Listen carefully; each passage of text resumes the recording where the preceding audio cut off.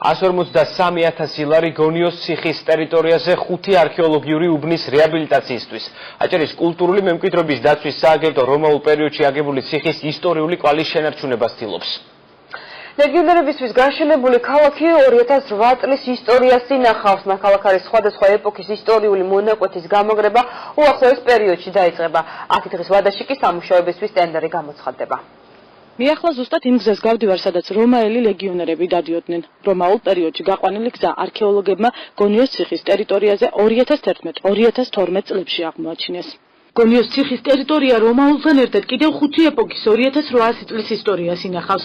აქ აღმოჩენილია როგორც კლასიკური ხანის, ასევე ელინისტური პერიოდის, ბიზანტიური და ოსმალური ეპოქების ისტორიული ძეგლები. 1995 წლიდან დღემდე ციხის ტერიტორიაზე არქეოლოგებმა 6 უბანი გათხარეს. ექსპედიციის დროს ლეგიონერების ყაზარმები, საცხოვრებლები, აბანოები, წყლისა და კანალიზაციის სისტემა და სხვა სამეურნეო დანიშნულების საძირკვლები აღმოაჩინეს.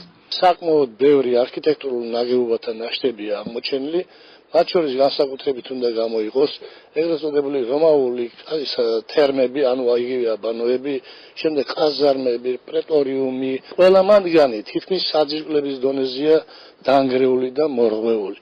ამიტომ აუცილებლად მიგვაჩნია მათი აღდგენა, გამაგრება, ისე რომ იგი შემოენახოს მომავალ თაობებს. ისტორიული უბნების შესანარჩუნებლად აჭარის კულტურული მემკვიდრეობის დაცვის სააგენტო საძირკვლების რეაბილიტაციას გეგმავს. პროექტი უკვე მზადაა, გამოყოფილია თანხაც 153,000 ლარის ოდენობით. პროექტის მიხედვით 5 არქეოლოგიური უბანი გამაგრდება. სააგენტოში აცხადებენ, რომ მსგავსი მასშტაბის სამუშაოები გონიო აფსაროსის ტერიტორიაზე დღემდე არ განხორციელებულა.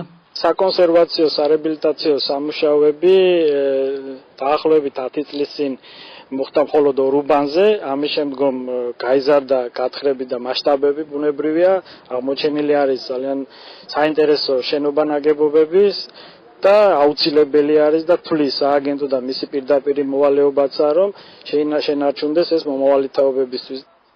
სპეციალისტები ამბობენ, რომ შესაბამისი ვიზუალური მასალის არარსებობის გამო რეკონსტრუქცია შეუძლებელია და ისტორიული უბნების მხოლოდ გამაგრება მოხდება.